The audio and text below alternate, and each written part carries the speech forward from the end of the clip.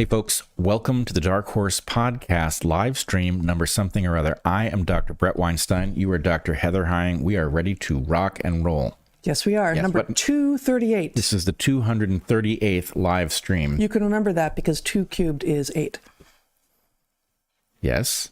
All right. I don't see how that helps me remember much, but yes, no. I'm with you so far. Yep. No. Oh, good. And it's been a while, so yeah. Probably you'll just keep on keeping on. Yeah, that's kind of, I mean, that's sort of a prerequisite to everything else. Keep on keeping on. Keeping on. Wow. Yes, here we are. We are doing a Q&A after the live stream today. All of our Q&As are on locals only now. Please join us there. We had one last Sunday as well. We're having one this Sunday. This is a week of Q's and A's, and we encourage you to join us there. Lots of stuff going on at locals. It's a watch party right now. Please join us there. Cool stuff to talk about this week because the world is just a merry and joyful place. It's a very fascinating place in which we are all going to find meaning and maybe even more significantly purpose very shortly. Excellent. Awesome. Okay. But as always, we start at the top of the hour with our 3 carefully chosen sponsors for whom we read ads. You can be assured if we are reading ads here, that we actually truly do vouch for these products or services. So without further ado, here's the 3. All right. Our first sponsor this week is brand new to us. It's Crowd Health. Health insurance in the United States needs to be reimagined from the ground up. Between the astronomical prices, Byzantine paperwork, government interference, and focus on quick and easy pharma-based solutions that themselves tend to cause more problems than they solve, it's a mess. Enter Crowd Health. Crowd Health is on a mission to revolutionize healthcare. It's not health insurance. It's a better way to pay for healthcare through crowdfunding. Stop sending money to fear-mongering insurance companies who profit off you while barely covering your medical needs, and check out Crowd Health. So a few months ago, I got fed up with our health insurance. We had it just in case of an emergency, an accident, or a bad diagnosis. But for a family of 4, we were paying close to $2,000 a month for a policy with a $17,000 annual deductible to a company that never answered their phones and had a website that didn't work. Probably some of you have had similar experiences. Tens of thousands of dollars paid out over years for no benefit whatsoever. I went looking for alternatives, and I found Crowd Health. Crowd Health isn't insurance, it's better. For $185 for an individual or $605 for a family of 4 per month, for a family of 4 or more, you get access to a community of people who will help out in the event of an emergency. That's a third of what we were paying for bad health insurance. With Crowd Health, you pay for little stuff out of pocket, but any event that costs more than $500, a diagnosis that requires ongoing treatment, a pregnancy, or an accident, you submit to Crowd Health. You pay the first $500, and they pay the rest. I didn't expect to know how well Crowd Health actually worked for a while, but our son Toby broke his foot in July. We went to the ER, he got x-rays and the attention of several doctors and nurses, plus crutches and a walking boot. He broke his foot, surprising no one who knows the boy. When he was very young, we referred to him as the boy who bounces, because he would launch himself off things and just, bounce right up and walk away. And but yes, in this case, he did actually suffer an injury, and we know he broke his foot because I took him to the ER and I saw the x-rays, and it was his navicular. You can't see x-rays, but never mind. All right, I'm nitpicking. I'm going to stop. Fuck's sake, dude. It's not helpful. I'm going to start over at this paragraph because this is like, I'm really excited about this sponsor, and it's not actually about Toby at all. It's about Crowd Health. I didn't expect to know how well Crowd Health actually worked for a while, but then Toby, our 18-year-old son, broke his foot in July. We went to the ER, he got x-rays, the attention of several medical professionals, doctors and nurses, crutches, a walking boot. It wasn't cheap. Not only has Crowd Health paid our bills, but everything about the interaction has been smooth. Their app is simple and easy to use. The real people who work at Crowd Health are easy to reach, clear, and communicative. And with Crowd Health, we are part of a community of people who have interests that are aligned rather than the antagonism that is inherent with the insurance model. Here's the weird part. It turns out that Crowd Health had approached us about being a sponsor a few years back, but I didn't get it at the time and I rejected them. It just felt complicated to switch things up. I didn't understand. I was wrong. So independently, I rediscovered them on my own and benefited directly from what they are doing, and went back to our amazing ad broker. I was like, these people, maybe they'd be interested in sponsoring us. And he said, my God, they were interested, and you said no. So all of these amazing things I have to say about them comes from before they were actually a sponsor. So with Crowd Health, also, we are part of a community. No, I already said that part. I can say that Crowd Health is the way to deal with medical expenses. It is really outstanding. So join the Crowd Health revolution. Get help with your healthcare needs today for just $99 per month for your first 3 months with code DARKHORSE at joincrowdhealth.com. One reminder, Crowd Health is not insurance. It's better, but it's not insurance. Learn more at joincrowdhealth.com. Once again, that's joincrowdhealth.com. Use code DARKHORSE at checkout, and you're going to revolutionize the way you think about paying for your healthcare. All right. One observation and then a question. Observation. Yes. Toby was able to keep the foot. So that's good. Yeah. So that is a testament. Yeah, last I saw last night. Yeah. So he has the foot. Crowd Health works, and in this case, the doctors work. He kept the foot. We're all good. Our experience with the actual healthcare system, which Crowd Health isn't part of, was actually very good in this case. Yeah, which is great. How often does that happen? Rarely, I think. But you said Byzantine paperwork, and I'm wondering how much of a problem paperwork actually was in the Byzantine Empire. Yeah, I am not good on a lot of things history. You go far enough back to when it wasn't humans we're talking about, but prehistory. I'm pretty good on that. No, I'm talking about like way prehistory, pre-human. Origin of frogs, that sort of thing. Oh, wow. Yeah. Yes. There was no paperwork, I can assure you. No paperwork. And this is part of why frogs are so bad at paperwork. They just have no history with it whatsoever. I don't know about the Byzantine Empire, if it wasn't even an empire. If it was even an empire. I'm definitely looking that up after the podcast. Good. But I think it may have been. No, I'm gonna try to remember to look that up, because then next time I invoke the Byzantine Empire, I will know that that's what it was. Yes. All right. Your turn. It is my turn. I am reading the middle ad, which is not something we do, and this is going to be a test of how far I have come from my dyslexic self. Terrified to read out loud. We'll see. All right, you ready? Nope. Second sponsor this week is once again Fresh Pressed Olive Oil Club. We love these guys and their olive oils so much. Extra virgin, I feel like telling people that we... All right, several points. I feel like telling the audience that I just used some of this lovely olive oil in a salad last night, but I fear that has been written into the script somewhere and that I will end up repeating myself. We'll see. Second thing, extra virgin olive oil is delicious and nutritious. Now, what the hell does extra virgin mean? It seems to me you're either a virgin or you're not, but... Anyway, extra virgin olive oil is delicious and nutritious. I think it's, in this case... virgin doesn't really have a place here, right? But I think it's like it's the first pressing as opposed to like the pressing 2.0, which still kind of counts as the first pressing. I may be totally wrong on this. This is like these people who think the first time didn't count. I get it. It's like the people who declared in whenever it was the 1940s that we were now in the modern era, not realizing that time would continue to advance. Yeah. They may have been onto something. They were a little early, but time not continuing to advance is a distinct possibility. Yes. Now, I do think these folks, it's up to them. They could sell a lot of olive oil if they declared that extra virgin meant a spare virgin, because I think a lot of people would be into that. I think you just lost as a sponsor. Did I? Let's hope not. But I'm going to finish this anyway because it is good oil. It's really good oil. It's fantastic. Extra virgin olive oil is delicious and nutritious, whatever it means. No, really. There are all sorts of health benefits that we can mention, from being heart healthy to preventing Alzheimer's to being high in antioxidants or high on antioxidants. This says in, so I'm going to go with that.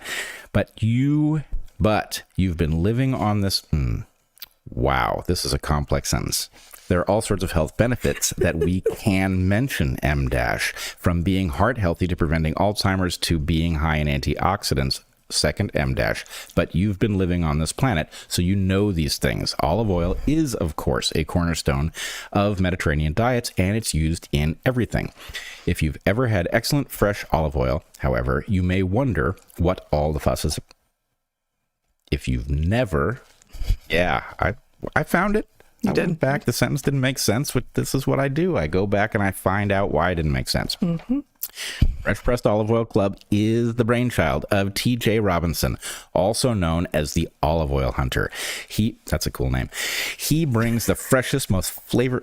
I'm doing that Trump thing again, aren't I? Oh my God. I had never thought that you did that Trump thing, but kind of now, yeah. Let's see now. The thing is that you started with a script, and it's not clear to me that he ever does. Right. Yeah. He's off script. He's just like, it's a script. Oh, all right. Like, like amoral, ascript, as Ascript. opposed to Yeah. off-script. Oh, right. Off-script refers to a script. Ascript acknowledges that there never was any. Yep. Yeah. All right. Back to the olive oil, if I can find my place. The joy, the laughter may Yeah. be due to the amount of olive oil that you put in that salad last night. This may be a direct result. It could be. Yeah. Right. So Eat olive oil, we find were your discussing TJ Robinson, also known as the olive oil hunter, which I had mentioned. He brings the freshest and most flavorful, nutrient-rich olive oils from harvest to your door. When we tasted TJ's farm fresh oils, we couldn't believe how delicious they were. There are several varietals with noticeably different flavors. We've used them all and in unusual ways. A light dressing on a caprese. Usual ways. Just like you're about to read a list of things, and people would be like, "That's not unusual." Not unusual That's at all. everyone You knows people well. are so normal. Right. Caprese, light dressing, caprese salad, marinade grilled chicken, Yeah.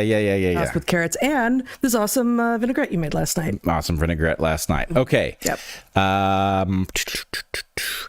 And I've also made an orange olive oil cake. That's me quoting you, saying I've also made an awesome orange olive oil cake. As somebody who has consumed that cake, I can attest to it being fantastic. It's really a recipe sent by Fresh Pressed Olive Oil Club.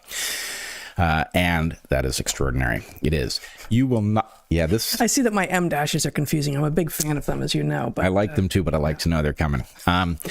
You will not believe how good this olive oil is and how many uses there are for it. So, olive oil is a succulent, delicious food. I thought you were going to... cactus. What? Like cactus. Yeah, I thought you were going to claim it was a succulent, which it isn't.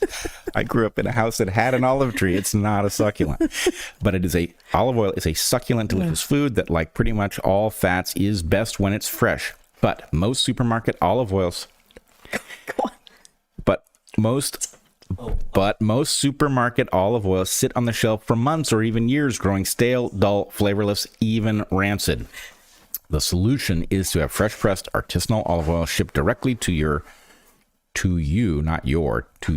house, but to you, because you live in your house, after each new harvest, when the oil's flavor and nutrients are at their peak. That's when it should be shipped to you. I'm totally blaming the olive oil for this because we're sober. We are sober.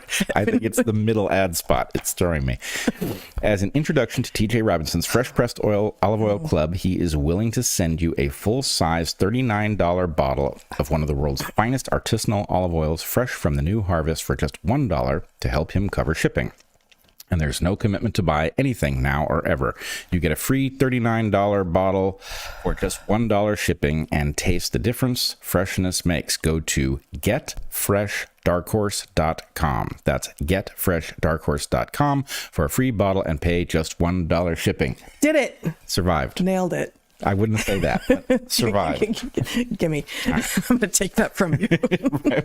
Before I do more harm. Before you read again. Yes, all right. Yeah, okay. We do have one final sponsor, as always. I don't know if this is going to be as ridiculous a read as those last two, but let's see. Our final sponsor this week is Timeline. Timeline makes MitoPure, which contains a powerful postbiotic that is hard to get from your diet alone, urolithin A.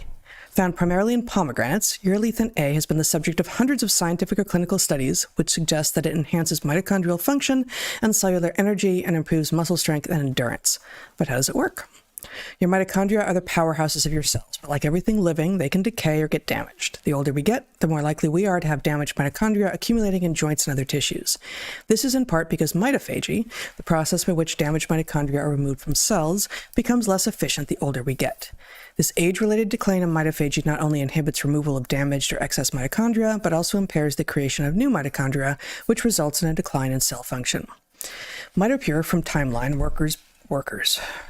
works by triggering mitophagy. To quote one recent research article, Seeing It All, published in Cell Reports Medicine in 2022, quote, targeting mitophagy to activate the recycling of faulty mitochondria during aging is a strategy to mitigate muscle decline. We present results from a randomized placebo-controlled trial in middle-aged adults where we administer a postbiotic compound urolithin A, MitoPure, a known mitophagy activator, at 2 doses for 4 months. The data show significant improvements in muscle strength, about 12%, with intake of urolithin A. We observe clinically meaningful improvements with urolithin A on aerobic endurance and physical performance, but do not notice a significant improvement on peak power output. Take 2, I'm no longer quoting that research article. Take 2 soft gels of MitoPure a day for 2 months, and you can see significant improvements in your muscle strength and endurance. MitoPure enhances your cells' ability to clean themselves up and regenerate new, healthy mitochondria. In combination with regular physical activity, MitoPure can help you stay strong and healthy into old age. Timeline is offering 10% off your first order of MitoPure. Go to timeline.com/darkhorse and use code darkhorse to get 10% off your order. Once again, that's timeline.com/darkhorse. Now, you said the damaged mitochondria accumulate in joints, and I'm imagining some kind of a seedy, dark, low-energy bar where mitochondria are barely able to stay on their bar stools. Backs up to an alley. Yeah. That isn't cleaned very often. Maybe some crimes happen there. Yeah, every so often. Mitochondria throws another out the plate glass window, that kind of thing. Mm-hmm. Yeah. Right into the platelets. Whoa. Mm-hmm. That got physiological fast. I mean, you had us in mitochondria publand. So. I guess I did. Yeah. I guess I did. Yeah. All right. I want to start this week with a reading. Some people detest it when I do this, but a lot of people enjoy it. So I'm going to go with the people who enjoy it. I read an article this week in the Guardian and OpEd that I'm going to just read you the first couple paragraphs from. And I had enough of a response to it that I wrote that response for Natural Selections this week. And people are really resonating with it. You haven't heard, you don't know what it's about even. Nope. So I'm sharing this with you for the first time, and then we'll discuss. And assuming I don't storm off. You're not going to storm off. Okay. For one thing, I've glued you to your chair. Yeah. Thanks for warning me. Let's see. Okay, so we're going to start. I'll just show you. You can show my screen now. The Guardian, an opinion in the category women, by a woman named Van Badham. The title is "Girls Ignore the Sexist Rhetoric, Revel in Everything That Upsets the Haters." The preferred model of femininity for the yelping far right is the homebound tradwife, let them cry and keep boxing. And for those of you just listening, there's a picture of Algerian boxer Amain Khalif looking as feminine as I've ever seen him look, as the headliner for the article.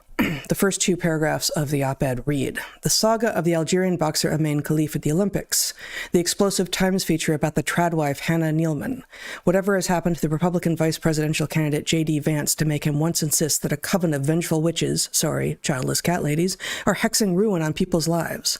They're not news stories. They're concurrent threads in the dystopian nightmare being woven for Western women by the kind of far-right political forces you wouldn't want near you to darn your damn socks." And it continues in sort of that vein. And so I had, as you might expect, a response to this piece. And I use in my piece a different picture of the same Algerian boxer looking rather less feminine. Which is easy for him because, of course, he's not a woman; he's a man. Here it is. Mm-hmm. I'm gonna read. I'll make it a little bit bigger so that people can see as well. I call it an open letter. Why have the sexist tropes returned? Dear Miss Badham, I read with interest your recent opinion piece for The Guardian, the one titled "Girls Ignore the Sexist Rhetoric, Revel in Everything That Upsets the Haters." Like you, I am a Gen X woman. I grew up in the 1970s and 80s, lucky both in when I was born, but also in where and to whom, for I had no doors closed to me on account of my sex. Like you, I despair when I see the resurgence of sexist tropes, all sparkly like knights in shining armor, here to save womanhood and return us to our rightful place on the domestic altar, spatulas and brooms close at hand. I thought that we had long since gotten past such regressive fantasies. Like you, I would have women be proud of our educations, love our careers, and have families that are shaped by love and by choice. I am, I do, and I have. And yet, despite those similarities in our experiences and worldviews, I think you've gotten just about everything wrong. It is not the hard-earned successes of women that have caused a regressive backlash against us. No. Having benefited from our predecessors who fought for the right to work outside the home, buy property, make legal decisions for ourselves, and receive equal pay for equal work, to name just a few past wins, many women seem to have forgotten how much we have won and how equal the playing field has become. All too often now, the demands being made are for a decidedly unequal playing field, in which women get all the benefits and pay none of the costs. Demanding everything, while pretending that we have nothing, is neither a stable nor an honorable game. We should not be surprised that people are beginning to notice. Too many women have gleefully taken power from men and wielded it as indiscriminately as men did when they had it. We are suffering an epidemic of toxic femininity. Remember Me Too? It had the potential to reveal to men, the vast majority of men who are good, that the vast majority of women have had run-ins with bad men. It won't be obvious to good men, who presumably mostly have friends who are also good men, that the small minority of men who aren't good manage to have a disproportionate impact on women. Most women have been on the receiving end of toxic male behavior, even though most men would never behave that way. The good men deserve to know this, and they want to know this. But instead, Me Too turned into a nasty, vengeful movement, in which obvious truths, like Matt Damon's observation that an unwanted pat on the butt is not the same as rape, were met with outrage. Instead of being heralded as a good man who is aware of the different social realities that men and women live in, he was told to sit down and shut up. It was not, he was told, his turn to speak. Past injustice is no excuse for injustice in the present, though. That response to Matt Damon and others like him, that was women being bad to men. And the societal response was to celebrate the bad behavior of the women who scolded him. Of course people are angry. I believe that much of what you were defending in your piece is part and parcel of what got us into the mess that we now find ourselves in. Third-wave feminism embraces sex positivity, in which everyone pretends that young women didn't always have access to all the sex they wanted, while desire for lasting commitment or emotional depth is seen as a flaw. In short, women get the privilege of acting like men at their stupidest. How awesome for us all. Some confused versions of feminism want men and women to be not just equal, but the same. We're not. And while I would not suggest that being a parent should be required in order to hold high office, it is a modern oddity that so many people who are deciding our fates do not have children of their own. Being a parent changes you. This is especially true for women. There is no love as fierce or as fearsome as that for one's child. While women on average are more agreeable than men, more likely to affirm others' choices and comply with the will of the majority, mama bears are a force of nature. Mama bears find hidden reserves of power when their cubs are threatened. Except when they don't. Those same traits that make women on average more likely to be compassionate, to care for the weak and the powerless, to go into healing professions rather than destructive ones. Those same traits that help mama bears find hidden reserves of power when their cubs are threatened can be weaponized towards demonic ends. Mothers are being convinced that the playful fantasies of their children warrant hormones and surgery. Mothers are being convinced that telling children no and resisting their tantrums is bad parenting. After women led the calls to defund the police across American cities in 2020, the resultant crime waves and accelerating urban decay should have come as no surprise to anyone. Many people could see the problems with the policies that were being proposed, mostly by women, and yet city councils and legislators enacted the policies throughout the land. Why? In part because in today's environment, telling women that their ideas are bad is a kind of hate crime. The power grab and biological confusion of modern feminism doesn't resemble the feminism that we Gen Xers grew up with. It really doesn't. And then there's this. The amazing knots that you tie yourself into, you along with so many other women, as you try to make real concerns about actual biology out to be exclusively the ravings of angry young basement-dwelling men. Are there men who are spewing bile on the internet, enraged and hurt that no woman is interested in being with them? There are, to be sure. But there are also a large number of people, myself included, who are concerned about what happened in the Olympics because we care about women's rights, about sport, and about reality. I happen to be a biologist, but it doesn't take one to know what a woman is.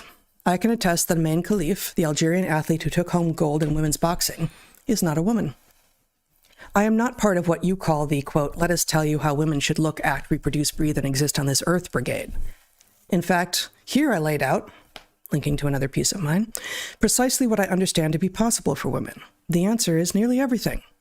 Girls can aspire to be astronauts and mothers, chefs and CEOs, athletes and mathematicians, and the women they will become might well become any one or more of those things. Why?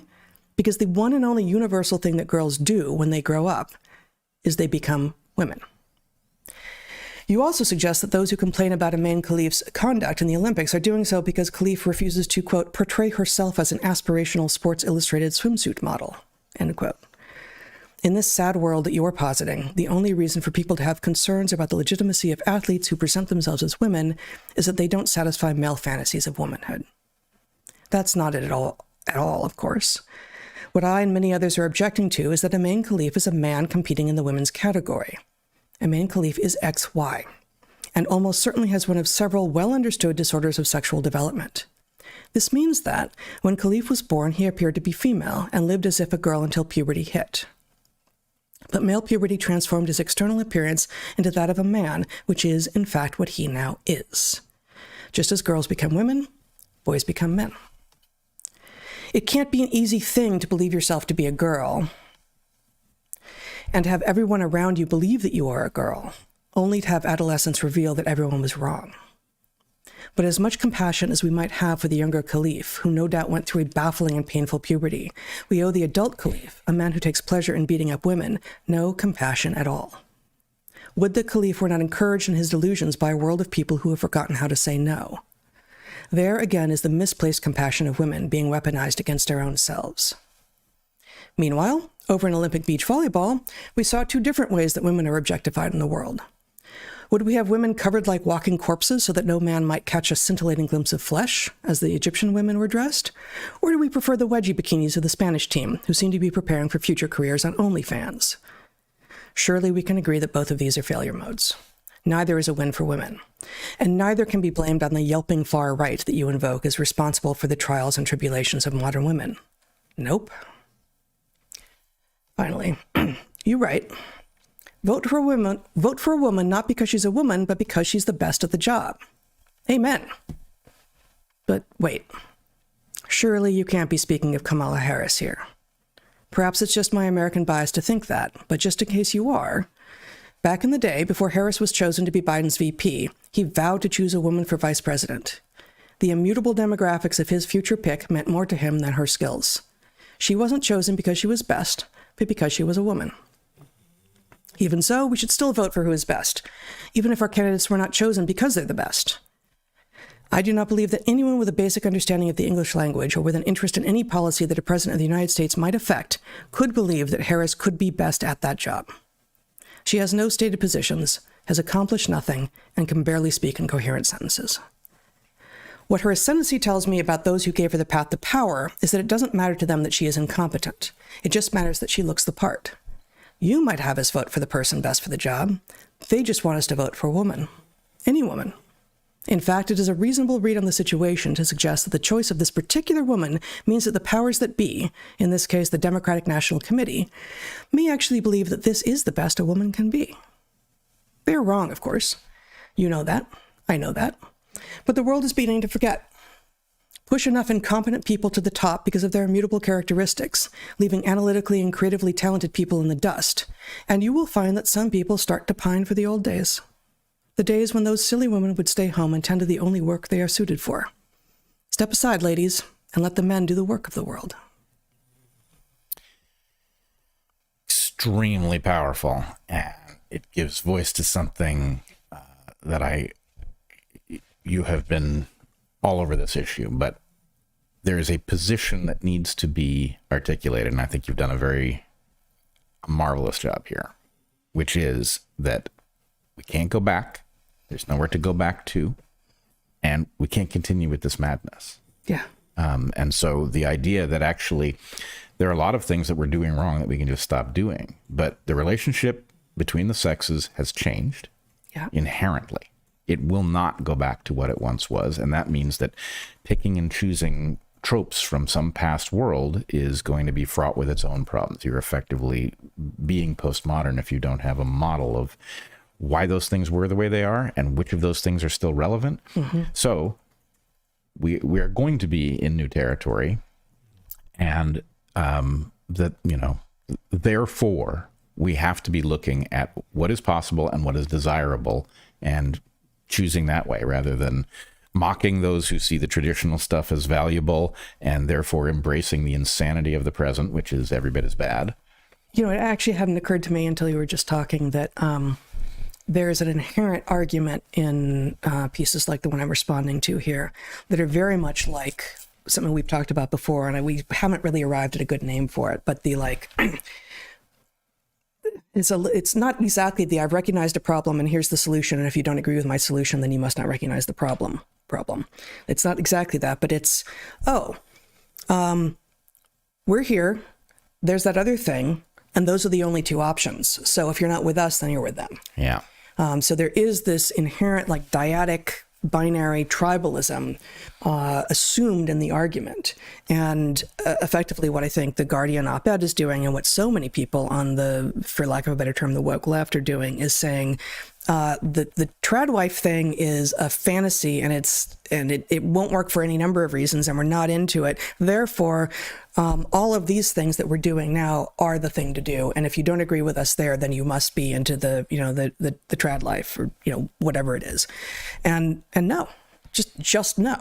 As I begin the piece with, and as we've talked about a lot, both on air and off, we were going in the right direction. Like I really did. I know that I was lucky both in when I was born and where I was born and to whom I was born, as I say, right? Like the combination of those, being born, Gen X in LA to awesome parents who didn't think that I should be restrained from whatever my interests were based on the sex I was born as, meant that no doors were closed. And increasingly, we find people constraining people based on their sex on both supposed sides of the political spectrum. No, in fact, we're going backwards in every single possible way. It's one of the great triumphs of liberalism. And the problem is that it was like we got just almost exactly to the place we needed to get to. And as you point to in your piece, you benefited from being right there at that moment where nothing was off limits to you. Yeah. And then the train just didn't slow down. It just blew through the station. And it was like, no, now how do you phrase it? I want to go back to the traditional. No, I wanted to go back to the station where we had the busted last all branching point and continue on to see what, to get to, greater parity of opportunity. You make with it what you will. Pretending that we are the same. Yeah, absolutely. And ironically, in this moment where traditionalism is making some kind of a comeback, and it's not that I don't recognize that there are a lot of values in our history that we need to protect, because we do. So there is this thread of conservatism that very naturally rises at a moment where you've gone too far. But the point is, all of the people who are making the point about the traditional values are actually, the female ones are really demonstrating what you've demonstrated and what you've spoken to here, right? Megyn Kelly, for example, is a marvelous example of a highly successful career woman. She has a family. She speaks to the traditional values without having, surrendered to the world where, men did the cool stuff out in the world and women are back home, right? Yeah. So, Mary Harrington, we could probably go all day naming women who have demonstrated what has been possible. And the question is why, anytime you're maximizing stuff, you're screwing up, right? You maximize any value and you're just going to crash the rest of them. And so, there are multiple ways we could describe the failings of a communist mindset, but the idea that, if equal opportunity is good, equal outcomes are better. No, quite the opposite, right? Yeah. Equal opportunity is the thing. That's the station. Now stop, right? Equal opportunity really has to mean, there's no bar to you figuring out how to produce wealth and get paid for it. And yes, the more you do, the better off you should be. And there's also, I think, implicit in what I've written here and explicit in many of our conversations, the point that the isms aren't all the same, right? The ways that people imagine that, men and women are different and therefore, really different in what they should be doing in the world and what their capacities are is different from the racism that people have when they imagine the different races are really different in their capacities and what they should be doing in the world. Because every single culture has always had a roughly, for solid reasons, equal ratio of men and women, and division of labor has made sense from before there were men and women, right? And the particular ways that we divide labor are changing, but some of them are immutable. Gestation and lactation is not going to become a male activity, and no amount of wishing it were so is going to change that. But you got something? I do have a couple somethings, but I didn't mean to interrupt. No. I was trying to not forget them. Yeah.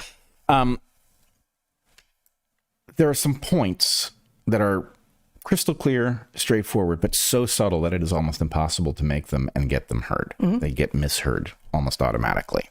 And two of them come up here. One of them has to do with the distinction. You say the isms aren't all equivalent. Yeah. And you're absolutely right about this, right? Sexism and racism both suck, but they are very different levels of difficult to deal with, right? In fact, one of the reasons that we did so well, that we did get to the station where women were effectively free to do whatever it is that they wished, and that we still have massive disparities between races, which are not inherently the result of modern racism. Some of it is, but a lot of it is not. A lot of it is owing to historical racism that gets built into things like zip codes that continue to exert forces, even though there may be no racists enforcing it. But there's this biological point, which you will, of course, know as well as I do, which is that most of your genes spend half their time in male bodies and half their time in female bodies, and they don't know which body they're going to be in until the zygote is formed.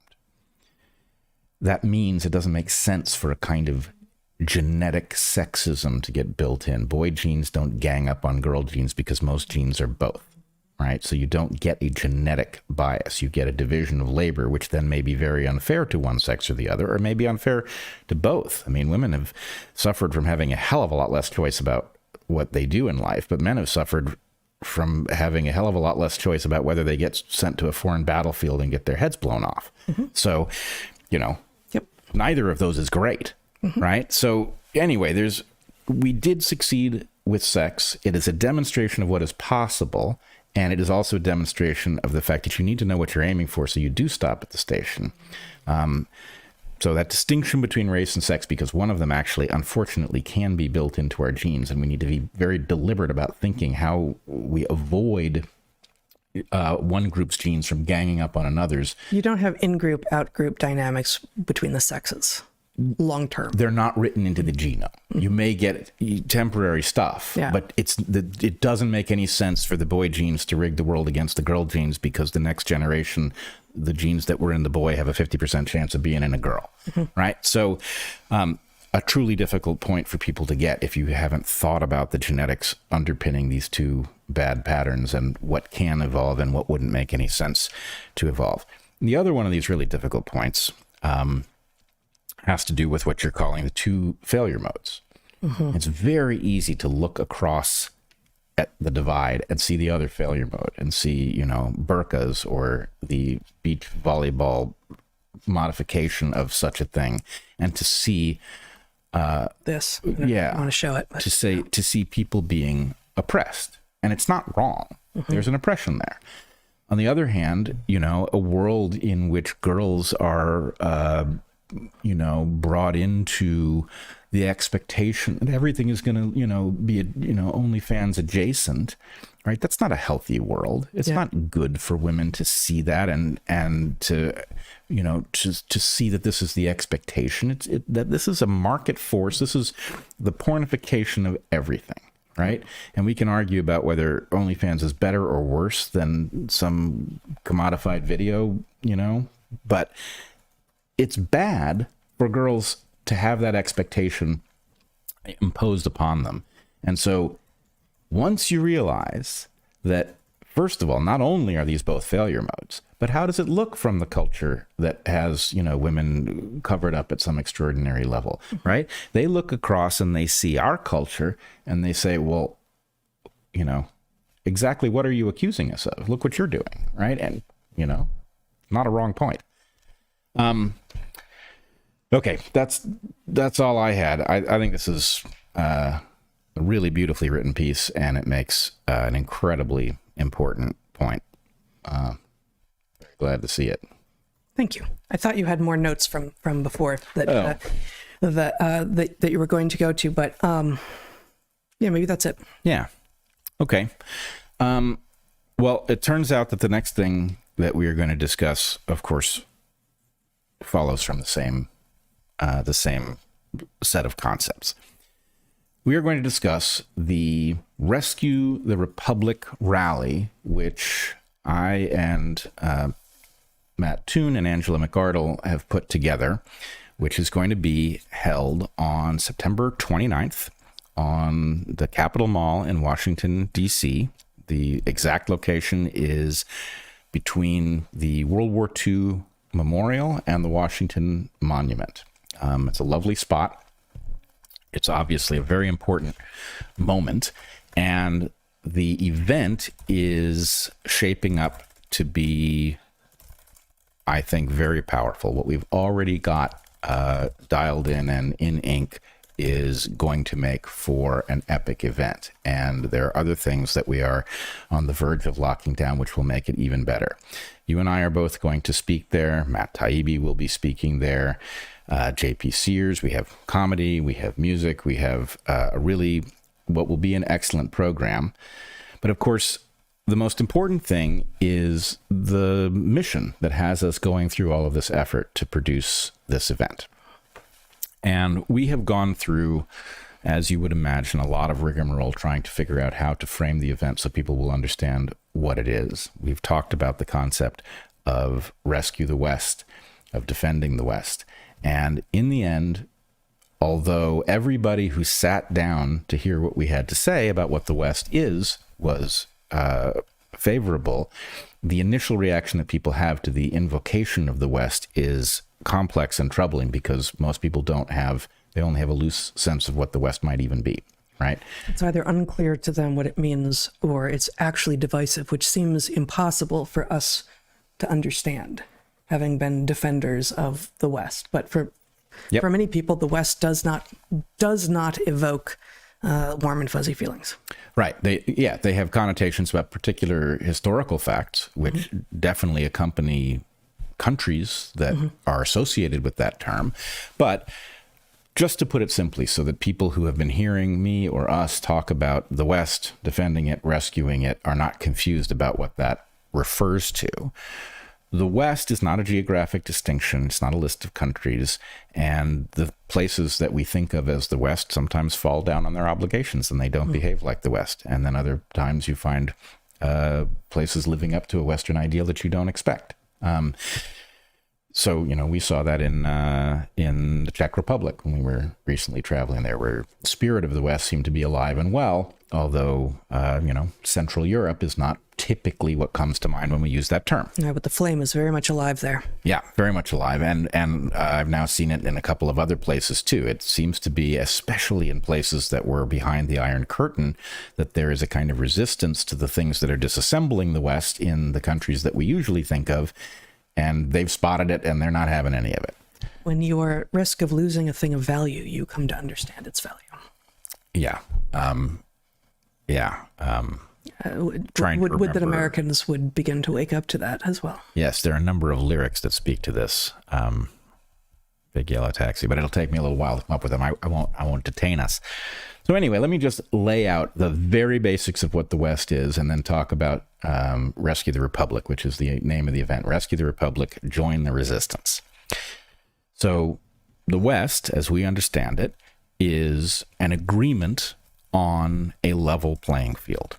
It is not a claim that the playing field has ever been perfectly level. It is not a utopian idea that the playing field can be made perfectly level, but it is an agreement not to rig the world on behalf of your people, right? If you are on board with the idea that the world should be fair, maybe you think you're going to do really well in a fair world because you believe you have what it takes to compete, great. But if you want to rig the world in favor of your people, that's not the West. That's the opposite of the West. The West, as enshrined in our Constitution, for example, is an agreement that everybody should have access to the market, and that it's not an end to competition. We should compete rather than fight, and we should not rig the system.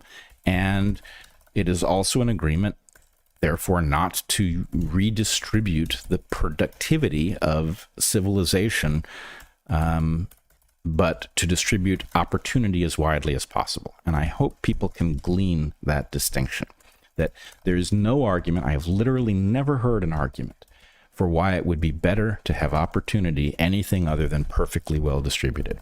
If you believe in the market, then the point is you also believe that the market succeeds better in generating wealth when everybody has access to it. The more you limit the access to the market, the less we actually accomplish. Well, what I hear and what I think is legitimate critique, but not exactly of that point, is you can want equality of opportunity, but you will never get completely equal opportunity without doing some social engineering that no one wants, right? Because children born to different families inherently have different opportunity, and you would not take from those children or their parents the work that those parents put into providing their children as much opportunity as possible. Right. So, the idea of, what you just said, like perfectly equal opportunity, we can't get there, nor would some of the social engineering that would be required to get us closer be honorable or good. No, and I think a sophisticated understanding of this recognizes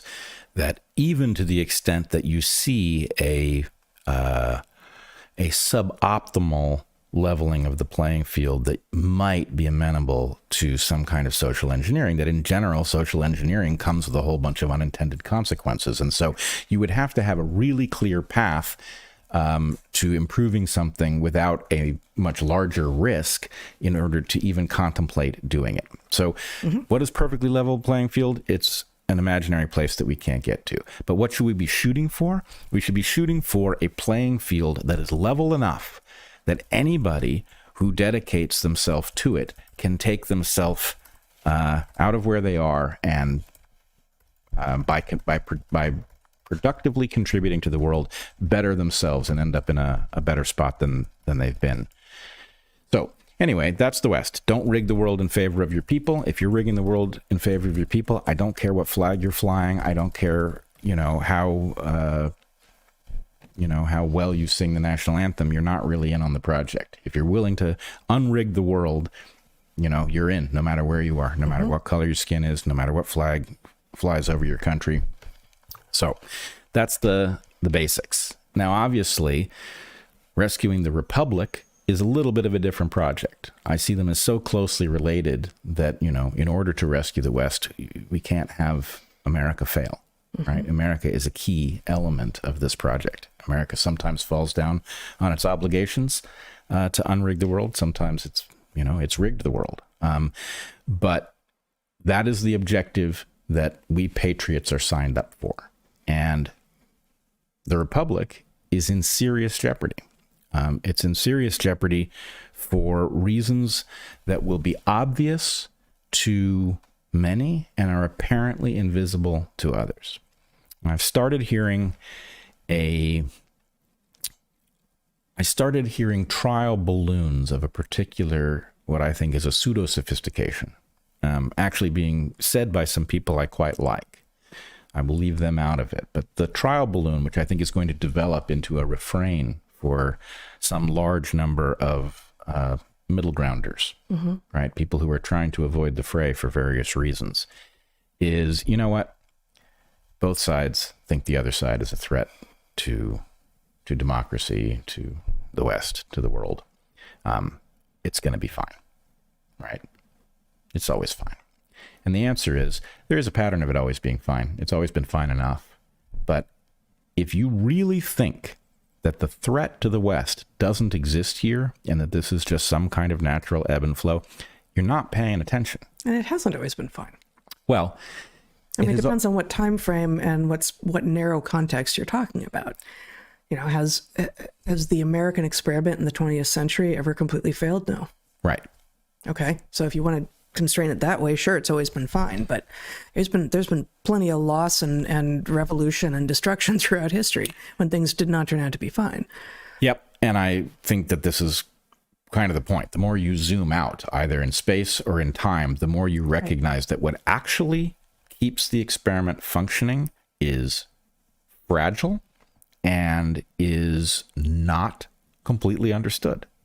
Yes. Right? To the extent that you have a system that works, you don't necessarily know which are the essential pieces. It's like a biological system, right? It doesn't come with labels on everything that functions. You don't understand what happens. What happened when birth control liberated people to choose when to produce families and how big to make them. Well, you got a huge burst of liberty, right? And then you got a whole burst of other stuff that was confusing because it took the incentives of the system and it jumbled them and it left some of them in place and it took others away. And then it did things. And then we pretended that there were no other effects except for the burst of liberty. Right. And then it reduced the birth rate radically. Why? Oh, that one's actually predictable.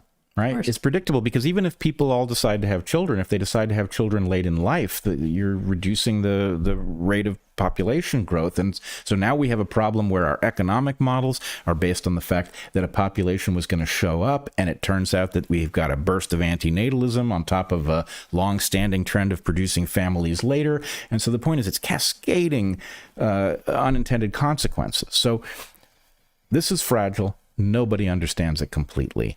And to the extent that you have a fragile system that is as productive as our system is, I'm not saying fair, as productive as our system is, you've got to ask really difficult questions like, okay, let's take people who are badly treated in our system, people who really got the short end of the stick. Are they better off than having a fairer deal in a vastly less productive system? Most of them are. Right? That's a tough thing to navigate because what it means is really you should push towards making the system distribute opportunity more fairly, which is frankly a multi-generation puzzle. But the idea of upending the system because you're galled by the degree to which it's unfair is preposterous if you don't have a baseline to compare it to. Well, I mean, this raises the question of, we've talked before about what happiness is.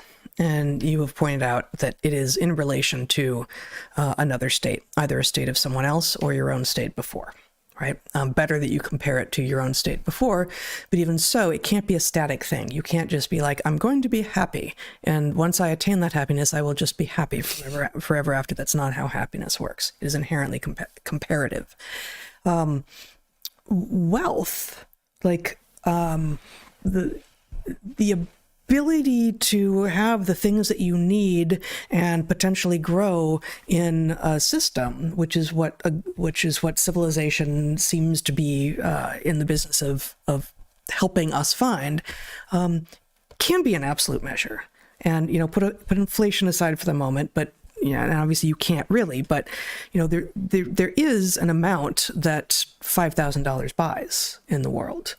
And the fact that there were people with $500,000 to spend and you only have $5,000 to spend may be jarring. But if there are goods that are available for $5,000 and your neighbor, presumably not your neighbor at a difference of that much, but your neighbor who has 100 times the amount to spend can buy 100 times the stuff. But if $5,000 is actually sufficient to get the stuff that you need, then the fact that your neighbor has more is secondary. But what socialism would have us do, and what much of the woke left would have us focus on, is, but do you have what you deserve when you compare yourself to others, as opposed to have you worked hard to get what you need, and can you continue to work hard comparing yourself to yourself and to your own work ethic and productivity. So it's this absolute versus relative measures that are often confused, I think, in these economic analyses and these sort of these lay economic analyses. Like, well, I may have enough, but look at what everyone, look at how much more these other people have. It's like, well, the growing disparity in wealth is something that we should be concerned about.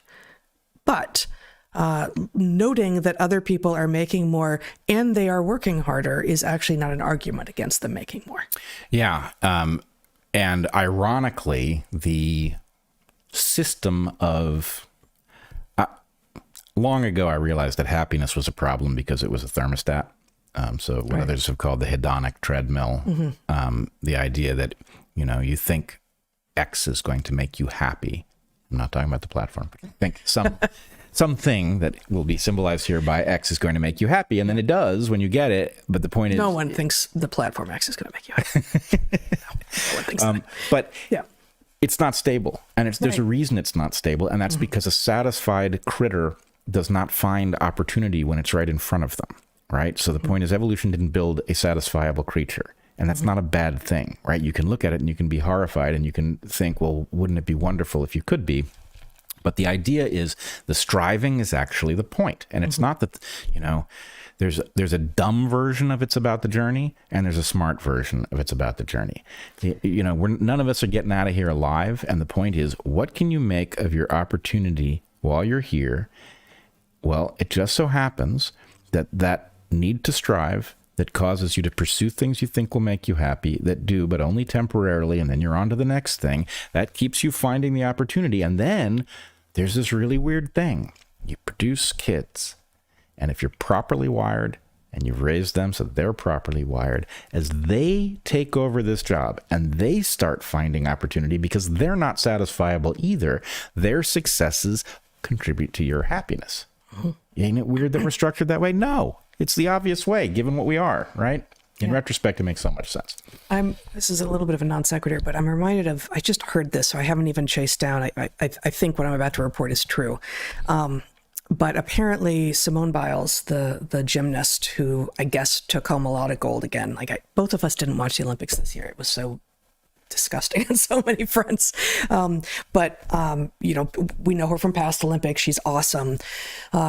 But apparently she had something to say to the media after winning one of her medals this time. And it was, one of the questions that you always ask us, you have to stop asking us, right? As we've just come off the podium, or about to go onto the podium. And the question is what's next? Her point is let us enjoy this. Let us be in this moment, which we have been working towards for, years in many cases. And I think she's going to retire. So, in some cases, this is the pinnacle. Do not force her off that pinnacle sooner than she has to go. Everyone knows that having just won the big game, or having just earned the big medal, or having given the right speech, or whatever it is, that moment is extraordinary, and that no one can take that happened away from you. But that the more time elapses since then, the more it is not the main thing in your life, and everyone will have had something that was actually the best moment. And is that sad? That maybe the best moment is behind you, and maybe you can recognize that at least athletically the best moment is behind you, maybe, but certainly don't push a person off that sooner than they need to go. Right. There, but I mean, this points to yes, it will, yes, there will be another thing, and there will be a shift, and I will do something new, and you'll see me again. But for right now, this is what I'm doing. This is the thing. So it's a dumb example, but it's the place where this sort of clicked for me. I can't remember where or when, but you and I were at a party where our friend Gary was, and Gary had finished his drink, and I said, "Do you need another?" And he said, "No, I'm kind of nursing a buzz." It's like, you're still getting the payoff from that one. Yeah. Why would you ask somebody who just had one of the great triumphs of their life, what's next? Right? It's like, this ain't gonna last forever. Let me enjoy it. Yeah, exactly. Yeah. So, all right, let's talk a little bit more about why we have this beautiful, imperfect, fragile system that we are very foolishly putting in huge danger. And I don't think it's just us putting it in danger, but because we don't value it enough, because it still works well enough that most of us enjoy the benefits of it without understanding, what those creaking noises mean about the structure of the ship. But so let's talk a little bit more about why we need to ignore and maybe persuade the people who are about to tell us, oh, you know what? You're freaking out over nothing. Yes, whatever happens, it's going to be fine, right? No, you don't know what time it is. You really don't. And the examples, I wanted to just pick two examples that I think are resonant in the moment and make the point crystal clear. Okay. One of them relates to something we talked about on our last live stream, which is the situation in Britain. And I want to focus on a different piece of it. We talked last time about the fact that you have I think they've now calmed down, though frankly, it's very hard to know what is happening there because of the restrictions, which are going to be my central point. But we talked last time about the odd fact of in Northern Ireland, Protestants and Catholics joining forces against what they perceive to be as an unacceptable influx of immigrants. So riots broke out in the aftermath of some murders of some girls by apparently, I think the status of the immigrants in question is a little bit questionable, but nonetheless, it resulted in this pent-up anger over immigration bubbling over into riots. But the truly distressing thing above and beyond the immigration crisis and the riots is the British government instituting rules about whether or not you can even discuss what is taking place. And in effect, what I know from my British friends is that you are now in jeopardy of going to jail based on things that you post on your Facebook page or your Twitter feed, even things that you email to somebody or privately discuss across some electronic medium put you in jeopardy. And if that wasn't terrifying enough, the Brits are actually threatening to extradite Americans and lock them up in British prison over such things. Now, there are a number of things going on here that I think are beyond alarming. One, it is certainly true that the Brits do not have an industrial strength constitution with the First Amendment protecting free speech rights in the way that we do. So they are much more vulnerable to this stuff. But as I've argued many times here, the Five Eyes Alliance, sometimes when I count them, I get to 6, but the Five Eyes Alliance is an agreement between nations that are understood to be Western and to value freedom. It is an agreement between these nations to violate the rights of each other's citizens, because the founders did not anticipate that you would be able to farm out surveillance of your own citizens to some foreign country and thereby skirt the protections in the Constitution. They didn't write in a way that protects us from it.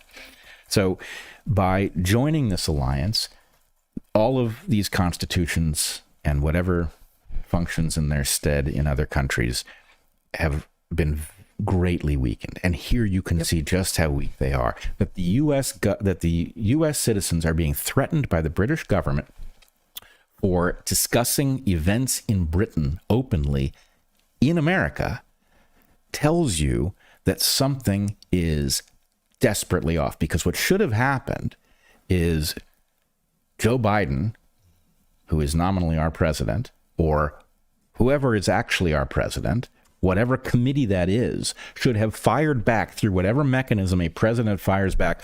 What the fuck are you talking about? You're going to imprison American citizens? No. Right? We fought you once, we'll fight you again. Right? But instead, they're partnered. Right? Yeah. They're partnered. And so that is a terrifying hint of what actually lies in store for us. The deep state isn't a state. Right? It's now supranational. It has an instantiation that is big enough to infringe all of our rights, because if your rights exist here, they don't exist there. That is a really frightening situation to be in, and the fact that it did not get an immediate rejection by something on this side of the pond tells you, actually, this is for real, right? We are now accepting that free speech doesn't exist because the Brits can prosecute you for it, even if we can't, okay? Terrifying. Now, the other thing I wanted to point to is on this side of the pond, and it's a story that I've only just become aware of. It's apparently been circulating for a number of weeks, but there are 3 whistleblowers who have emerged. Wow. Maddie, our Labrador, does not like whistleblowers. No, she should like whistle. I think she does. She doesn't like what happened to the whistleblowers, which she intuits. So we've got 3 whistleblowers from the Customs and Border Protection Service, which is a subsidiary department of the Department of Homeland Security. And they have come forward with some shocking claims with a bunch of evidence, and it implies terrifying things about what's taking place in this country. And interestingly, on a related topic to the one we just discussed. This all starts with illegal immigration.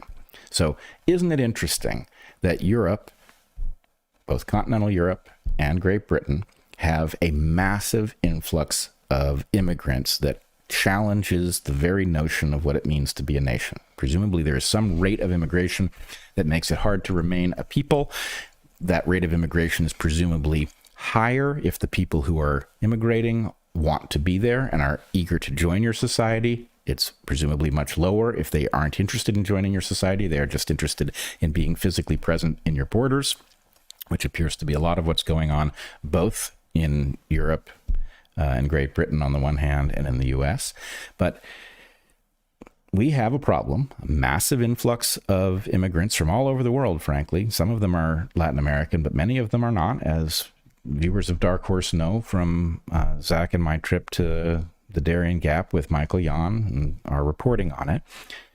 We have this massive influx of immigrants. But what these whistleblowers have pointed out is that there is a law, a 2005 law, which very clearly states that the Border Patrol should be taking DNA from people who end up in their custody due to illegal immigration. They should be taking a DNA sample from all of the people who they end up taking into custody. And the actual rate at which they are doing this is somewhere between 30 and 40%. So most of the people coming in the country, and it is not... This is legal and illegal immigration? No, this is illegal immigrants. Immigrants who are stopped by American Customs and Border Service people are supposed to be taking basically genetic data, presumably so that if they are seen in the system again, it is clear that they've been seen once. If they're,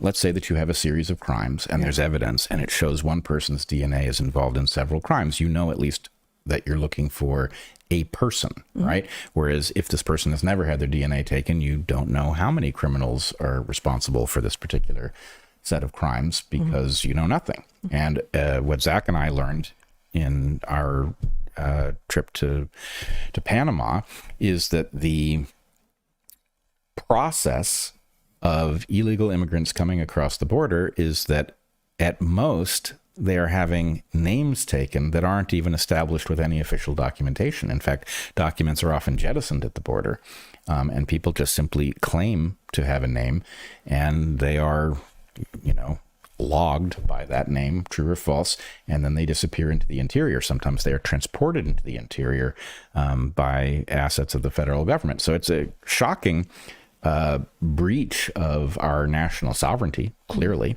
It is clearly being facilitated, not just allowed, but facilitated by the Department of Homeland Security. Secretary Mayorkas, in fact, had visited the very camp where the central entry point for Chinese immigrants coming into Panama. Mayorkas went there. He enlarged the camp. So this is all happening with the awareness of the Department of Homeland Security, with their facilitation.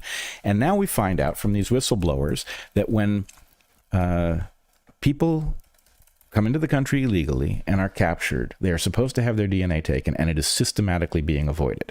And what has happened to these whistleblowers tells you something about the true dimension of this story, which is these whistleblowers have been ruthlessly punished And in fact, there's an internal memo that they were able to get, not because they were given it, but because they were actually able to obtain it through legal discovery. They forced this thing loose so that they could look at it, which acknowledges that they've been punished with, they've been, given unenviable desk jobs.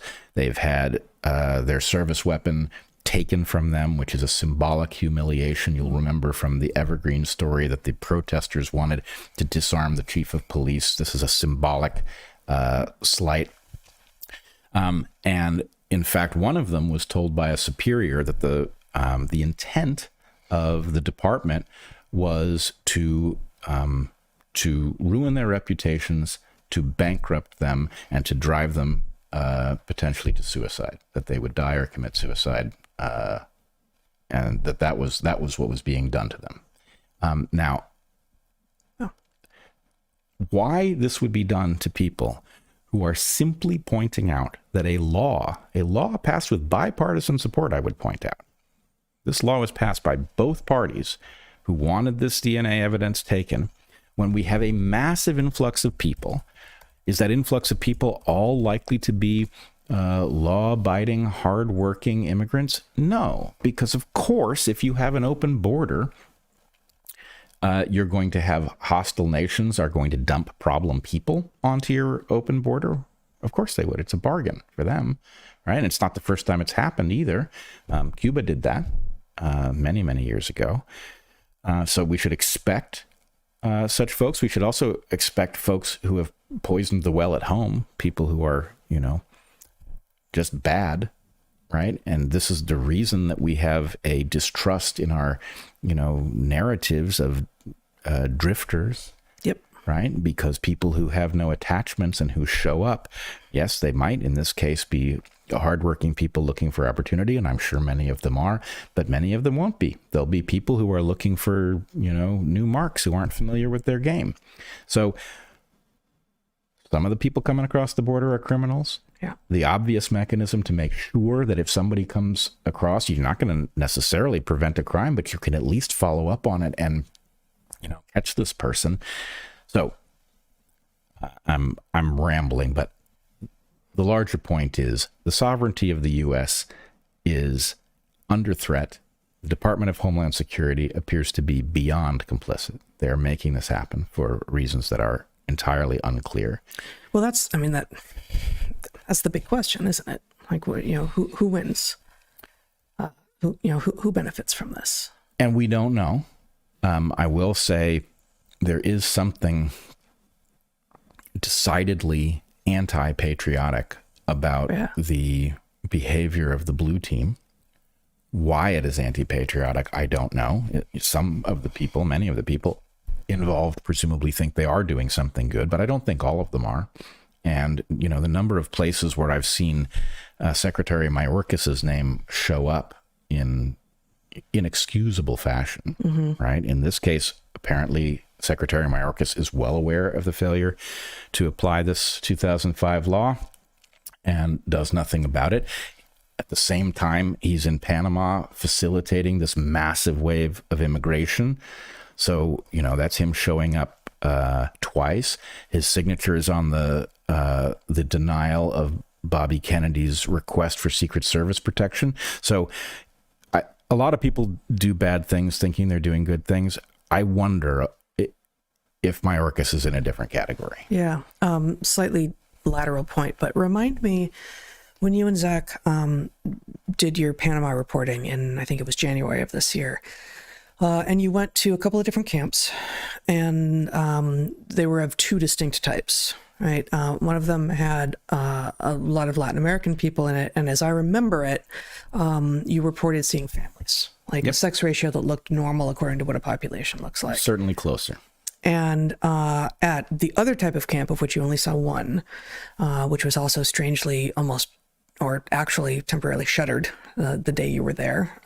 It had greatly reduced flow. Yeah, and has since apparently, reopened. It reopened and then strangely had a fire that appears to have burned the records, but...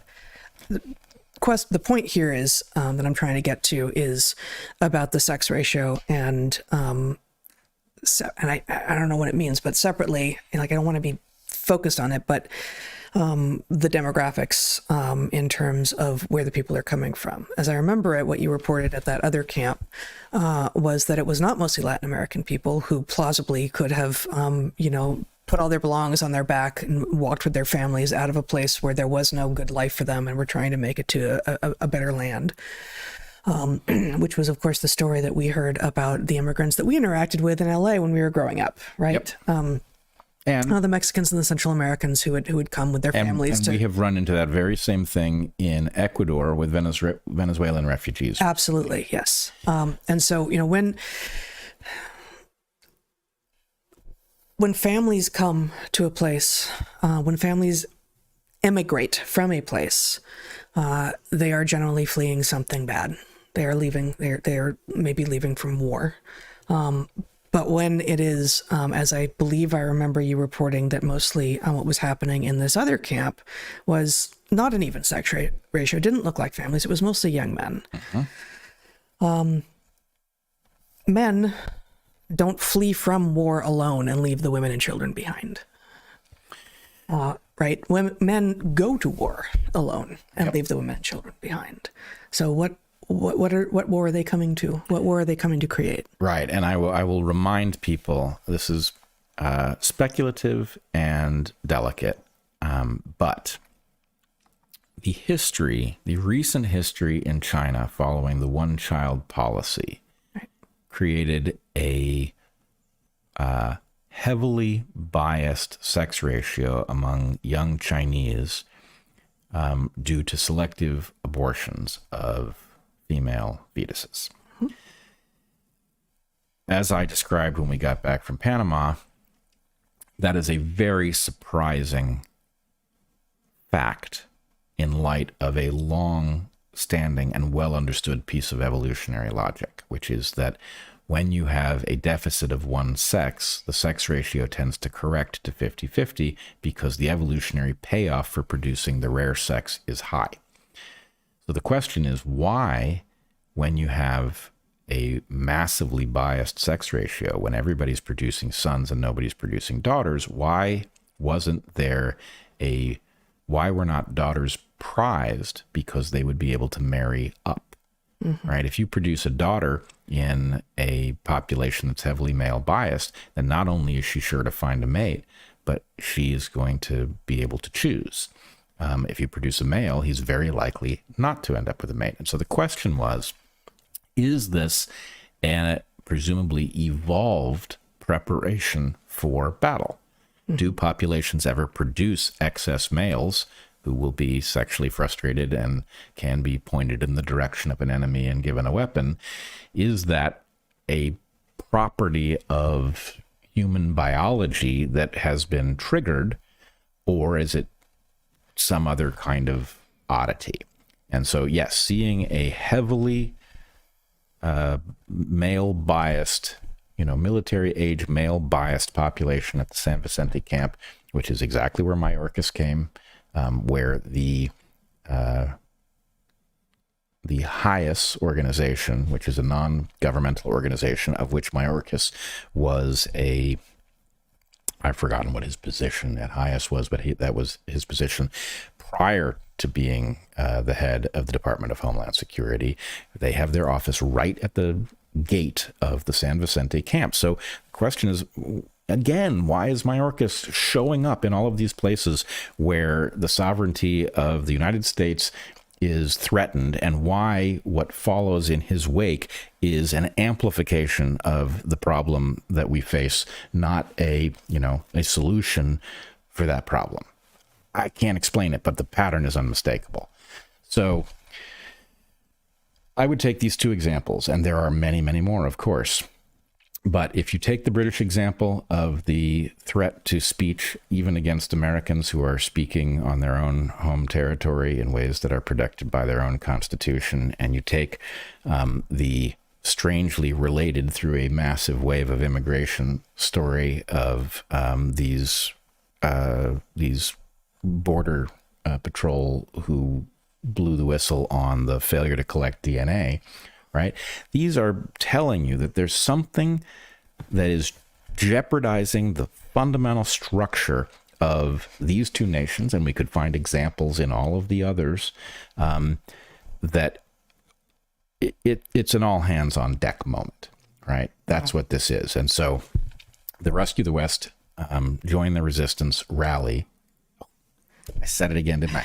Rescue the Republic, Join the Resistance rally, September 29th on the Capitol Mall between the Washington Monument and the World War II Memorial, is going to be great. If you can come join us, please do. If you can't come join us, watch it on the stream. There will be one. And spread the word, right? The resistance is going to be vast. We're hoping to have a huge number of people show up, and I believe with the lineup of people that we are building, there will be a huge number of people, but the true resistance is much, much larger than the number of people who will be able to physically get to Washington on that day. So please spread the word, and that will also help us. We've got a number of really top people in their fields, disciplines, comedians, musicians, rebels of all sorts. And we have a number of them in pencil trying to rearrange their schedules so they can come. If you will spread the word and make it so that Rescue the Republic is a powerful force, you increase the likelihood that we will be able to bring them there. So it's going to be a great event no matter what, but please help us out. Do you want to show the website? You already just did show the website. So the website is at jointheresistance.org. All right. I think that's it. Cool. All right. It's in one way so much less important and so much more banal. But I want to talk a little bit about the New York Times. I remember the New York Times. Yeah, I remember the New York Times too. Yeah. They published a piece today that's a nothing piece, as presumably they do every single day. It caught my eye, and my first thought was, what I've written here is, it continues to impress with its unnuanced inanity. But it's useful. They make the same kind of logical errors that they were making during COVID. And presumably it's continuing to confuse people. And so I think it's useful to just point out examples when the stakes aren't high, when we're not in the middle of some crisis, on topics about which presumably no one is going to make life or death decisions, and just show the same kind of logic that the New York Times tends to employ. And so let's see, is this full screen? Yeah, so you can show my screen now here. So this is in their wellness section, which is, because they have a lot of good advice on health and medical procedures. Scam or Not, it's called. 5 health trends we debunked this year. So right away, you kind of know that they were kind of looking for material, because the year isn't even close to done, and they're like reviewing their own work and putting some of what they consider their best work up here. And then for each of them, there's the article that they wrote that was longer, and I am going to finish by talking about one of those longer articles. So 5 health trends we debunked this year, the New York Times says. Apple cider vinegar, pimple patches, under eye creams, do any of these actually work? Doesn't matter. Here we go. The claim: apple cider vinegar is a cure-all. You've probably seen the videos. People drink a tablespoon of apple cider vinegar swirled into water with the hope that it will give them a slimmer waistline, clearer skin, a settled stomach, and less drastic blood sugar spikes. Apple cider vinegar has been used as a folk remedy for thousands of years, and a few of its health claims do have a little science to back them up. But for many of the promised benefits, there's no research at all, experts say. That's it. That's it. That's the analysis. Remember, the title of this piece is Scam or Not. They are debunking all of these. They are claiming to debunk all of these. Apple cider vinegar being the first one. They say it's been a folk remedy for thousands of years. Right there, your default assumption then should be it's doing something that's probably valuable. That is one of the main lessons of Hunter-Gatherer's Guide to the 21st Century. The test of adaptation. Is it long lived in the culture, or in the case of non-cultural adaptations in the body. Is it persistent? Is it complex? Am I forgetting one? Expensive. And in this case, obviously taking a teaspoon of apple cider vinegar isn't that expensive, but making apple cider vinegar certainly is. Certainly is, right? So it's been a folk remedy for thousands of years, and a few of its health claims do have a little science behind them. Okay, we'll give it that. But for many of the promised benefits, there's no research at all, experts say. This is exactly one of the points that they confused people with during COVID.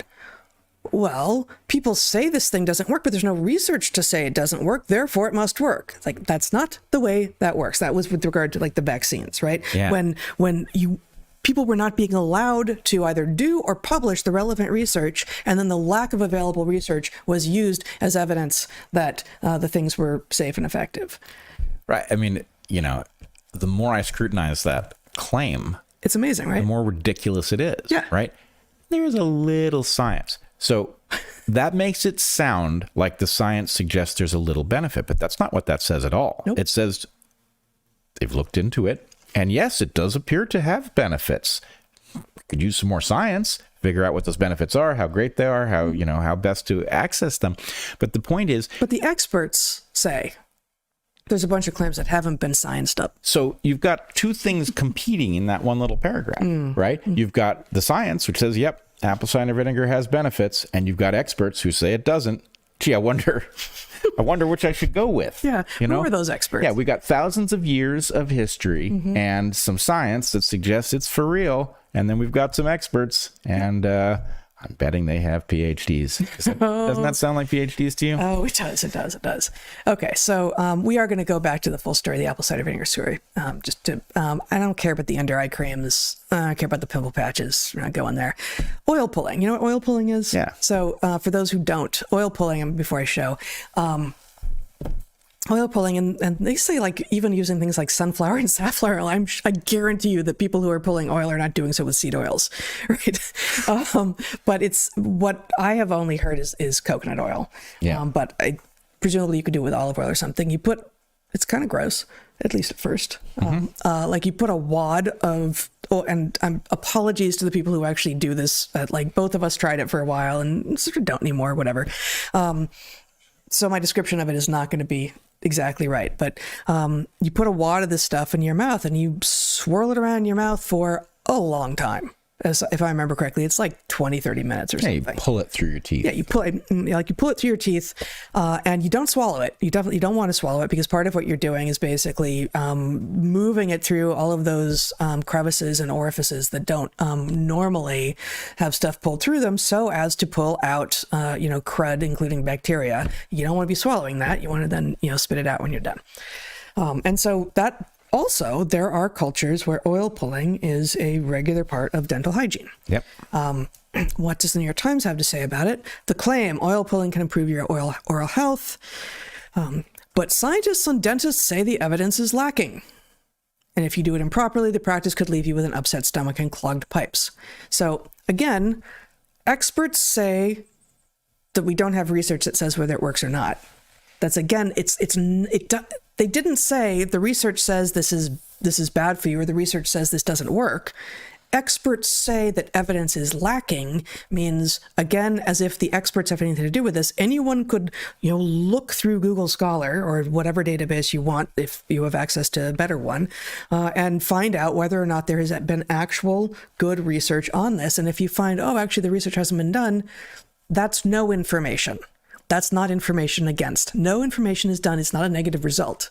It's a negative search result when you look for the information, but it's not a negative scientific result. And if you do it improperly, the practice could leave you with yes, there are a lot of things which if you do well can help, and if you don't do well might hurt you. Yeah. That's not an argument against the thing. No. That's an argument against not doing it well, as should be the case for everything. This is another completely insane supposed analysis. Although they left out the fact that if you do it blindfolded while driving, it can kill you.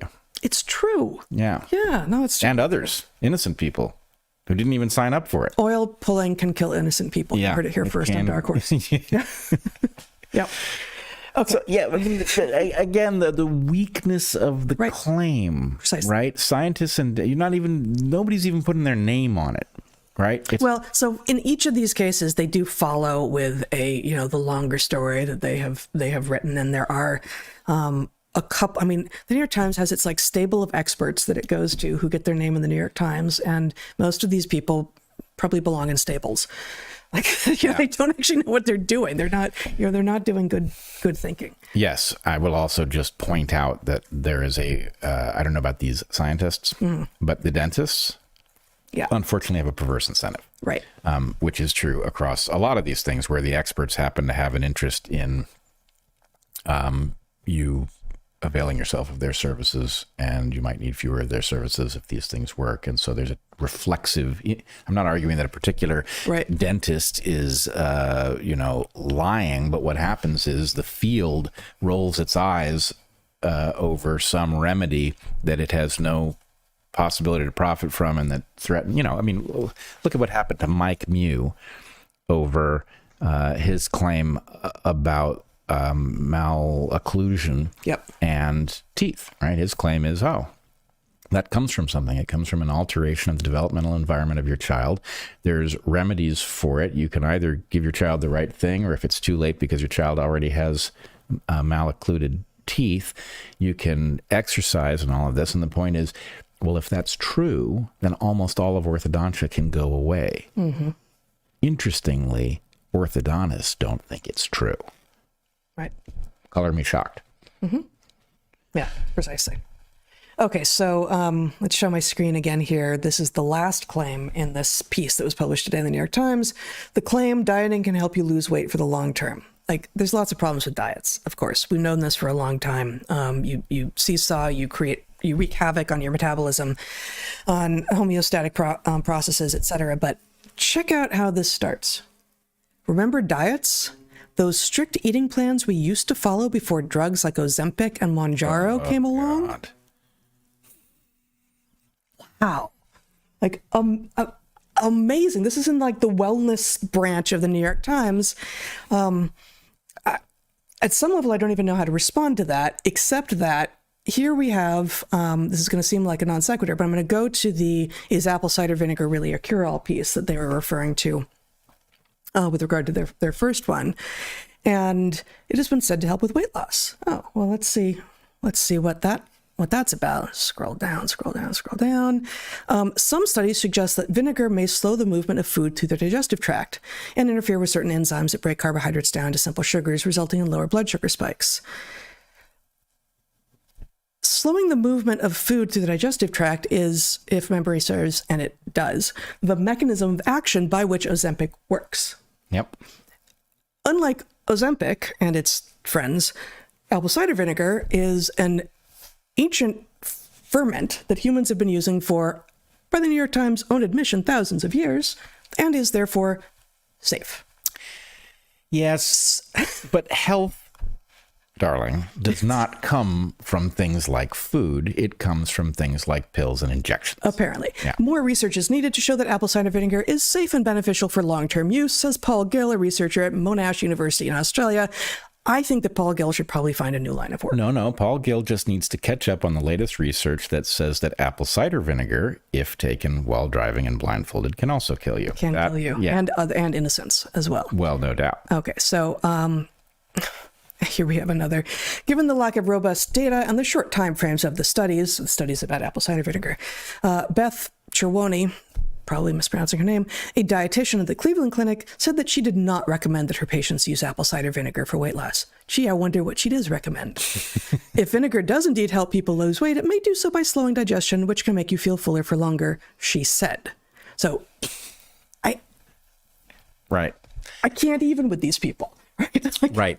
It is completely nuts what is passing for scientific analysis, and what for most readers of the New York Times, this is the closest they're going to get to science. This is what is the people who read this and think this makes sense are the same people putting those frickin' yard signs up that say, in this house we believe that science is real. Yeah, well, you don't, because if you think this is science, you have no idea what it is. So I think one of the things, the painful lessons of COVID was the wholesale capture of everything by pharma. And actually, I've now forgotten what the story was. It crossed my desk several days ago that reflected a hypothesis that we deployed here, which was that, in fact, we were all just way behind, that pharma always has the same problems, right? You come up with a drug, it's more dangerous than you would like it to be, it's less effective than you would like it to be, and there are competitors that work better than you would like them to. But you've already sunk so much into it. Yeah, and it's not even that. It's just like, okay, here's the drug. What are its obstacles to becoming an amazingly profitable drug? Well, we're going to have to deal with the competing drug that's better. We're going to have to deal with the safety issues that are, potentially ruinous. And we're going to have to make it look more effective than it is. So it's got like a toolkit for this, right? It's like, okay, well, the efficacy is going to be farmed out to contractors who are going to run experiments that those contractors know the experiment has to come out positive for efficacy or they're not going to get hired the next time. And so we'll leave it to them to figure out how to create the impression of a functional drug, right? Similar blah, blah, blah for the safety of it. Well, what we're going to need is we're going to need a really sick placebo group, so it's a basket of tricks. Okay. It's a basket of tricks and it's going to be the same. And, I might even say it's a basket of deplorable tricks. It is a basket of deplorable tricks. Absolutely. But point being, okay, what are its other tricks? Well, we don't want anybody digging into the basket of tricks. Well, how are we going to arrange to avoid that? Well, what we need is tremendous influence over all of the places where the kind of people who might dig into such things are going to be employed. Newspapers, broadcast media. How are we going to get that influence?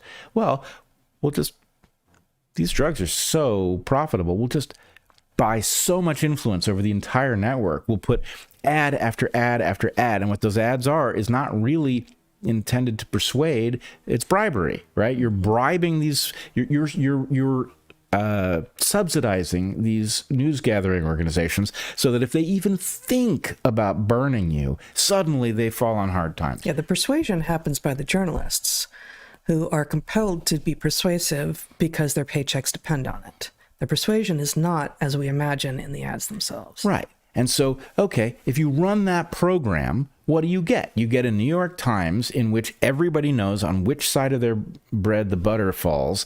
And poorly said, but what the hell? But anyway, the point is, the editor knows we're not going to burn pharma. Yeah. And the editor knows that, what pharma, what causes them to be happy and to smile on us financially? When we run debunk articles on stuff that doesn't pay them.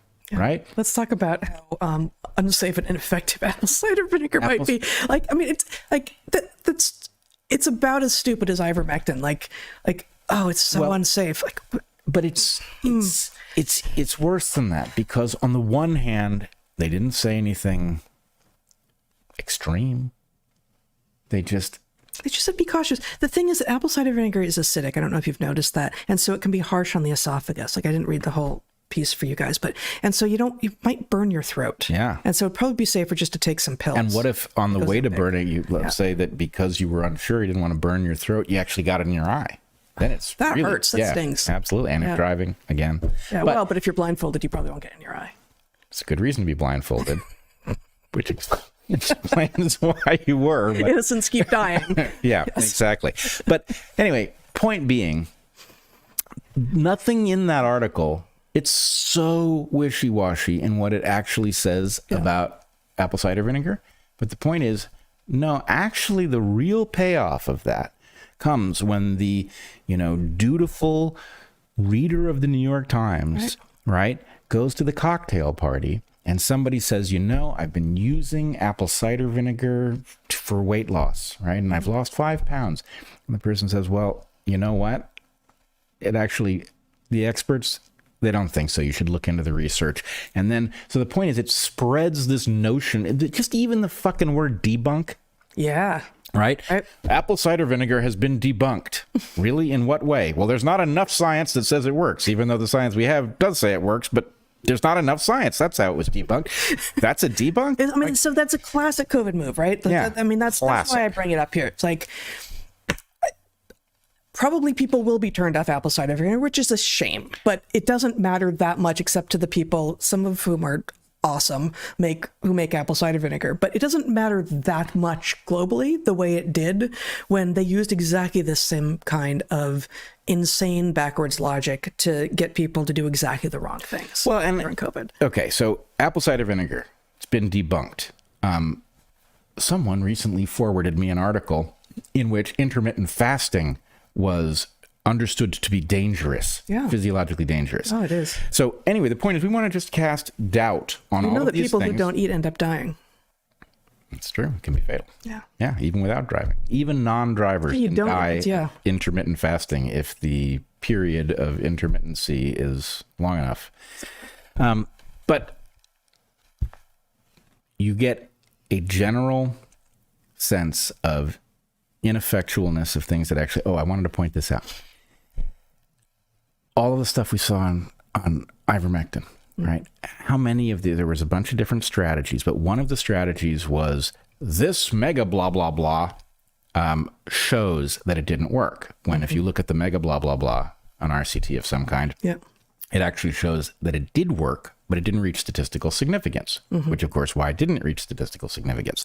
Well, it didn't reach statistical significance because you gave it too late, you gave it in low doses, you gave it to a population in which the placebo group had it too, so it did work, but it was masked, a bunch of different ways. But the point is, you and I know, because we happen to have gone through the training program that tells you how statistics works, that there's all the difference in the world between saying, we saw a trend that didn't reach significance and there wasn't a trend. But these morons are going to... It's not even that here. They're not even like, well, the results were inconclusive. There were no results, therefore it doesn't work. Or... It's amazing. There were results, but not enough of them. But in this particular case, there were no results. No, I thought there was... there was a little science that said it worked. A little kicking. There was a little kicking. Sorry. That's a football reference. You don't often get here on Dark Horse. No, it's an SNL reference, which you also don't normally get here, but it was a good skit.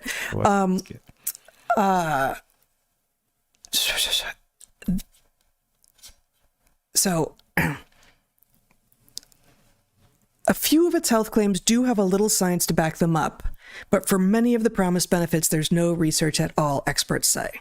The conclusion is, therefore, nothing to see here. Move on. Nothing to see here. Move on. And so what most people will, look, we all read, and for a fraction of an instant, the entire sentence that we've just read is resident in memory, and then it decays away, and we get a kind of impression of what we've read, right? And, And so the point is, I read... No benefit at all. I was reading this very interesting article in the New York Times in which they debunked some of the... I didn't really believe in the pimple patches. I don't even know what that is. But apple cider vinegar, I actually thought I was seeing some benefits, but it turns out it's been debunked, right?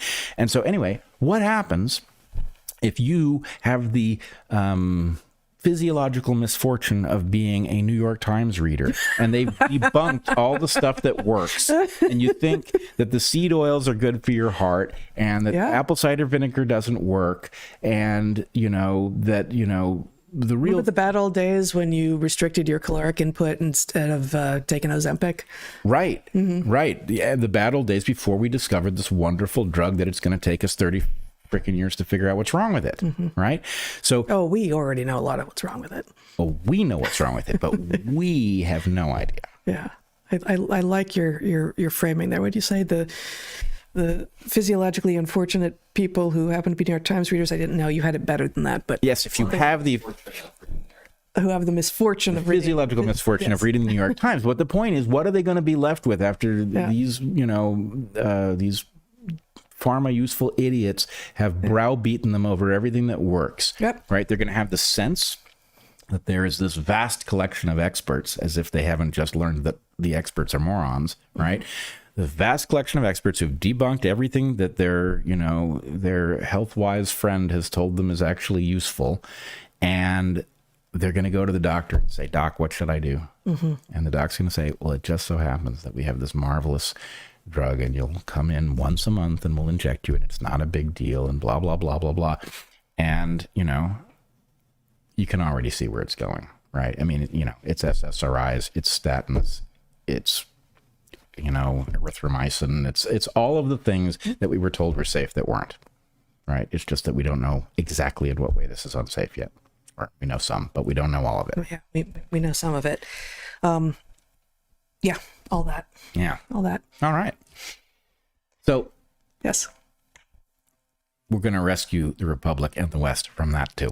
Yeah, I think so. They're better. Yeah. Yep. But they're going to be free to say it. Who is? These morons. Free to say what? Whatever they're going to say. That's part of it. That's part of the deal. They have to be free to say it, and we have to be free to ignore it. Yes. Yeah. Advertising should look like advertising, as opposed to influence peddling, which is cryptic and appears to be journalism. Well, pharma, you see, Yes. should not be nearly so profitable as it is, right? You should not be making money by destroying wealth, which is what they're doing. Destroying health in the meantime, but destroying wealth is what they do. It's what that basket of tricks is about. And it should not be profitable. So anyway, that is one of the things. If you check out the webpage for Rescue the Republic, Join the Resistance, the website being jointheresistance.org, you will discover that these people are squarely in our sights. Excellent. Well, I think that takes us to the end for today, unless you had something else. The end of the podcast, not the West. I hope not. Good. All right. Yeah. But we are going to have a Q&A shortly in 15, 20 minutes. And that's on Locals Only. You can ask questions there. We have a number of questions that we will also be answering from our last Q&A, which was last Sunday. We have another one this Sunday. All of those are available on Locals and only on Locals. So please do join us there. You can see our schedule and find our store, which has great merchandise, and find ways to access the various other things that we do, like my writing, natural selections, at our website, darkhorsepodcast.org. darkhorsepodcast.org has the schedule of upcoming events and various things, and I'm being looked at by Zachary as if I'm saying something very, very wrong. Nope. Okay. All right. And reminder of our sponsors this week, which are Crowd Health and the Fresh Pressed Olive Oil Club and Timeline, all awesome. I have last week's sponsors listed here, is why I was pausing, because what's listed here is not right. Reminder that we are supported by you. We are grateful to you, and we appreciate you subscribing to the channel wherever it is that you watch or listen, liking, sharing both our full episodes and our clips.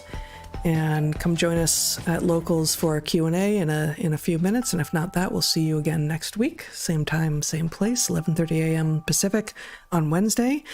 Until then, be good to the ones you love, eat good food, and get outside. Be well and join the resistance.